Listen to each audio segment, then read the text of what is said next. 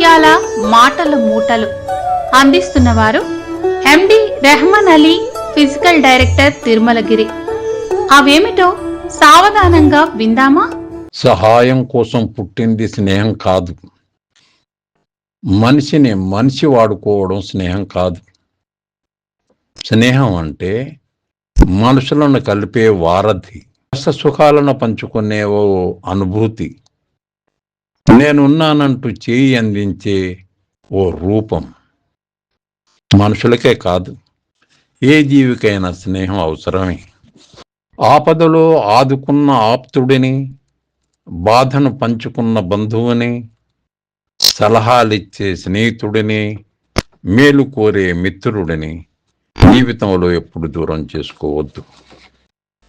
కొన్ని సంబంధాలు అద్దె ఇల్లు లాంటివి. వాటితో ఎంత ప్రేమగా ఉన్నా, ఎంత నిజాయితీగా ఉన్నా ఎప్పటికీ వాళ్ళు మన వాళ్ళు కాలేరు. లక్ష్య సాధన కోసం నీలో ఏం మార్చుకోవాలో నిన్ను నువ్వే ప్రశ్నించుకో. ఎందుకంటే నీ బలము బలహీనతలు నీకే తెలుసు కాబట్టి. నీ విలువ నీ డబ్బుని చూసి కాదు, నీ హృదయంలో ఉన్న మంచిని చూసి పెరుగుతుంది. నీపై గౌరవం నీ మెడలోని బంగారం చూసి కాదు, నీ వ్యక్తిత్వాన్ని బట్టి దక్కుతుంది. నిరాశ నిస్పృహలకు లోను కాకుండా ప్రయత్నం సాగిస్తే విజయం తథ్యం. ఒక విజయాన్ని చూసి అసూయ చెందితే అది బలహీనతగా మారుతుంది. ఒకరి విజయాన్ని చూసి ప్రేరణ పొందితే అది ఆత్మవిశ్వాసాన్ని పెంపొందిస్తుంది. డబ్బు ఆస్తులు సంపాదించి పెడుతుంది, కానీ మంచితనం మనుషుల్ని సంపాదించి పెడుతుంది. మంచితనం సంపాదించుకున్న మనిషికి పేదరికం రావచ్చేమో కానీ ఒంటరితనం ఎప్పటికీ రాదు. హద్దులకు మించి ఆశ ఉన్నట్లయితే శక్తికి మించి కష్టాలు పడాల్సి ఉంటుంది. అందుకే ఏదైనా అదుపులో ఉంటేనే మంచిది. మన వల్ల ఒకరికి ఇబ్బందిగా ఉందనిపిస్తే కష్టమైనా సరే దూరంగా ఉండాలి. ఎందుకంటే మన సంతోషంలో మనం ఓడిపోయినా వాళ్ళ సంతోషంలో గెలుస్తాం కదా.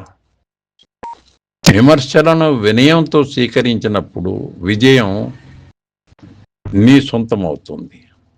వాదించే వారికి నువ్వెంత తక్కువగా స్పందిస్తే అంత ప్రశాంతంగా ఉండగలుగుతారు. విలువైన మాటలు చెప్పేవాళ్ళు దొరకడం అదృష్టం, కానీ అవి విలువైన మాటలు అని తెలుసుకోలేకపోవడం మన దురదృష్టం. మార్పు నిన్ను గమ్యం వైపు అడుగులు వేయిస్తే ఓర్పు నిన్ను విజయానికి దగ్గర చేస్తుంది. ఆకలిగా ఉన్నవాడికి గుప్పెడు అన్నం, ఆపదలో ఉన్నవాడికి కొంచెం సాయం, బాధలో ఉన్నవాడికి కొంచెం ఓదార్పు అందించడమే నిజమైన మానవత్వం. ఎవరు ఏది ఇచ్చినా మనస్ఫూర్తిగా స్వీకరించండి. ఇచ్చిన వారిని మనసులో దాచుకోండి. ఎప్పటికైనా తిరిగి ఇవ్వాలి కదా. అది సహాయమైన, సహకారమైన, బాధ అయినా, ప్రేమ అయినా.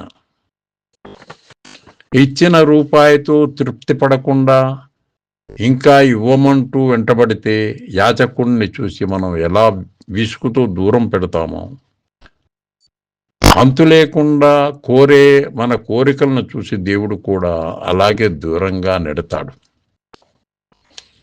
నిరూపించే సాక్ష్యం లేనంత మాత్రాన నిజం అబద్ధం కాదు. అరిచి చెప్పే ఓపిక ఉన్నంత మాత్రాన అబద్ధం నిజం కాదు. నీ విజయాల్ని నీకన్నా చిన్నవారితో పంచుకో, నీ మార్గాన్ని వారు అనుసరిస్తారు. నీ అపజయాన్ని నీకన్నా పెద్దవారితో పంచుకో, వారికున్న అనుభవం నీకు సరైన మార్గం ఏదో తెలుపుతారు.